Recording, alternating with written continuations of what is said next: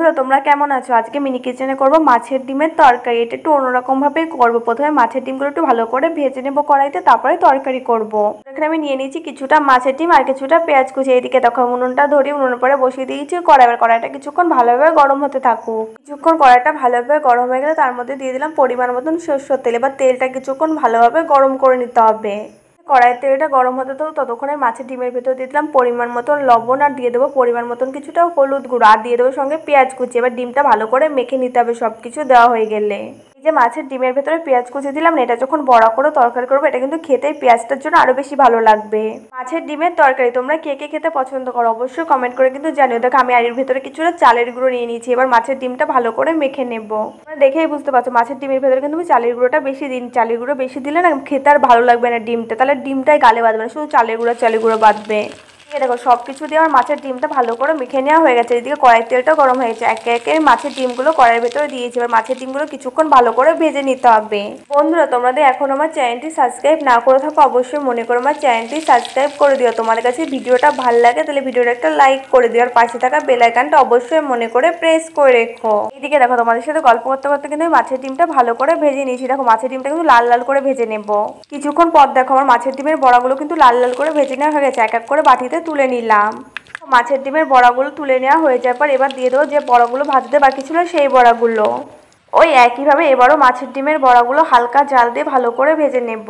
মাছের ডিমের বড়া যখন ভাজবে তখন যদি জালটা বেশি হয়ে যায় না, তাহলে মাছের ডিমগুলো না ভেতর থেকে কাঁচা থাকবে আর বাইরে থেকে ভাজা হয়ে যাবে। তোমরা কারা কারা মাছের ডিমের বড়ার তরকারি খেতে পছন্দ করো অবশ্যই কমেন্ট করে কিন্তু জানি। এইভাবেও খাওয়া যাবে মাছের ডিমটা, এইভাবে খুব টেস্টি লাগবে খেতে। গরম ভাত হবে, এরকম মাছের ডিমের বড়া হবে, সঙ্গে একটা কাঁচা লঙ্কা হবে, এইভাবেই তো খাওয়া হয়ে যায়। কিছুক্ষণ পর দেখে এবারও কিন্তু মাছের ডিমগুলো আমার লাল লাল করে ভালো করে ভেজে নেওয়া হয়ে গেছে। এবার মাছের ডিমগুলো আবারও সুন্দর করে বাটিতে তুলে নিলাম। বড়াগুলো তুলে নেওয়া হয়ে যাওয়ার পর কড়াইতে ওই তেলের ভেতরে দিয়ে দিলাম কিছুটা জিরে সম্বরা। জিরেগুলো কিছুক্ষণ ভালোভাবে ভেজে নিয়ে তার মধ্যে দিয়ে দিলাম একটা তেজপাতা আর সঙ্গে দেবো একটা কাঁচা লঙ্কা। সব কিছু দেওয়া হয়ে যাবে, খুঁজতে একটু ভালো করে নাড়াচাড়া করে দেবো।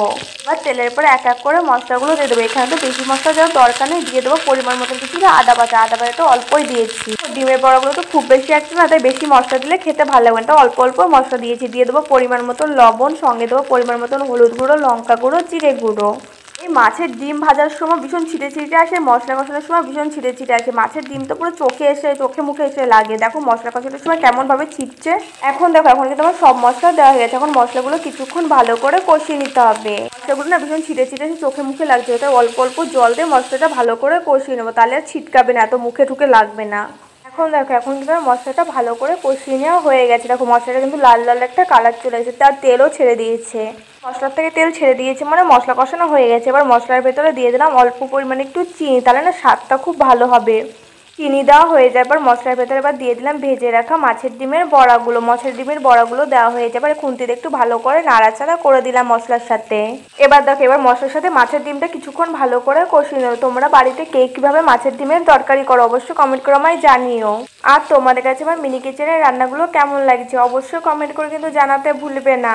এইদিকে দেখো মশলার সাথে কিন্তু মাছের ডিমের বড়াটা ভালো করে কষিয়ে নেওয়া হয়ে গেছে। এবার দিয়ে দিলাম পরিমাণ মতন জল দেওয়া হয়ে যাবে। আর মাছের ডিমগুলো একটু খুন্তিতে ভালো করে নাড়াচাড়া করে দিলে এবার কিছুক্ষণ হতে দিতে হবে। দেখো মাছের ডিমের তরকারি করা কিন্তু খুবই সোজা। আমি রান্নাটা বেশি সিম্পল ভাবেই করেছি, বেশি মশলাপাতি দিইনি, খুব অল্প অল্প মশলা দিয়ে রান্নাটা করেছি আজকের।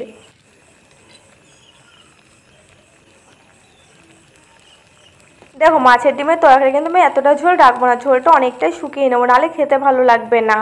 তরকারিটা নামানোর আগে তরকারির উপর দিয়ে কিছুটা ধনেপাতা কুচি দিয়ে দিতে পারো, তাহলে না খেতে আরও বেশি ভালো লাগবে। আমাদের বাড়িতে সেদিন ধনেপাতা ছিল না, তাই আমি আর দিতে পারিনি।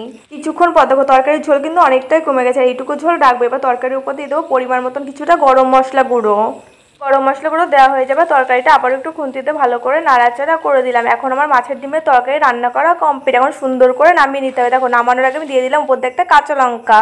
তোমরাও দেরি করছো কেন, তোমরাও তাড়াতাড়ি ঝটপট করে মাছের ডিমের তরকারি করে ফেলো।